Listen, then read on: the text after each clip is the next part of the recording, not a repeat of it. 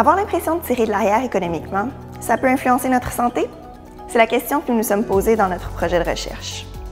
Alors que les inégalités de revenus sont en croissance dans plusieurs pays sur la planète, il devient de plus en plus important de comprendre les impacts que peut avoir un changement de revenu pour un individu relativement à celui de ses pairs.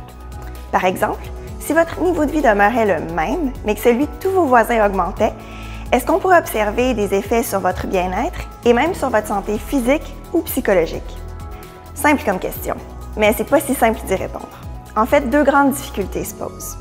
La première, c'est de mesurer séparément l'impact d'un changement au revenu absolu d'un individu, donc le salaire qu'il reçoit, de l'impact d'un changement à son revenu relatif, c'est-à-dire le salaire qu'il reçoit comparativement à celui de ses voisins ou de ses collègues de travail, par exemple, parce que généralement, les deux varient en même temps.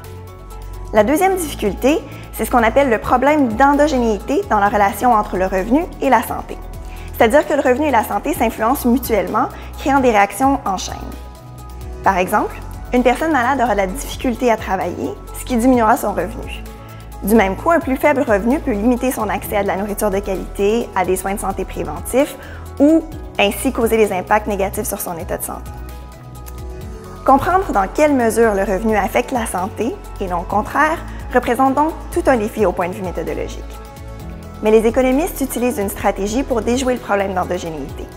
Partir à la recherche d'un choc exogène, soit un choc qui influence le revenu d'un individu, sans toutefois avoir d'impact direct sur sa santé. Dans le cadre de recherche en cours, menée avec Boriana Milucheva, une collègue de l'Université de Toronto, nous utilisons des variations dans le prix du pétrole comme choc exogène qui nous permet ensuite de déjouer les deux difficultés que je viens de décrire. Je m'explique. Pensons à un travailleur de l'industrie pétrolière. Lorsque le prix du pétrole augmente, l'activité dans son milieu de travail augmente aussi, tout comme son revenu. Toutefois, la hausse du prix du pétrole ne devrait pas avoir d'impact direct sur sa santé. Imaginons maintenant que cet individu soit le seul dans son quartier à travailler dans l'industrie pétrolière. Dans ce cas, son revenu relatif augmentera par rapport à celui de ses voisins. Par contre, si le même travailleur était plutôt entouré de gens qui travaillent également dans l'industrie pétrolière, alors son revenu relatif demeurerait constant, même si son revenu absolu augmente. Imaginons maintenant qu'un enseignant habite dans un quartier qui est habité en majorité par des travailleurs de l'industrie pétrolière. Quand le prix du pétrole augmente, tous ses voisins voient donc leur revenu augmenter, mais pas lui. L'enseignant verra donc son revenu relatif diminuer, même si son niveau de revenu absolu, lui, demeure constant. C'est ce type d'intuition qui, lorsqu'on l'applique aux données, peut nous aider à répondre à l'épineuse question de l'impact d'un changement au revenu relatif sur la santé des individus. Nos résultats préliminaires, obtenus dans le contexte canadien, suggèrent deux choses. D'abord, une augmentation au revenu absolu des individus peut diminuer la probabilité d'éprouver des problèmes de santé.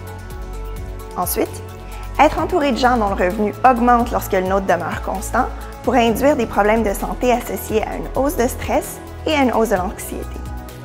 Dans le cas de notre enseignant, dont tous les voisins sont des travailleurs de l'industrie pétrolière, une hausse du prix du baril du pétrole de 20 $ pourrait augmenter de jusqu'à 1 à 2 % ses risques de se retrouver à l'hôpital ou dans une salle d'urgence pour un problème de santé majeur. Le sentiment de tirer de l'arrière, fréquemment mentionné dans le débat sur la croissance des inégalités, pourrait donc se répercuter jusque sur notre santé.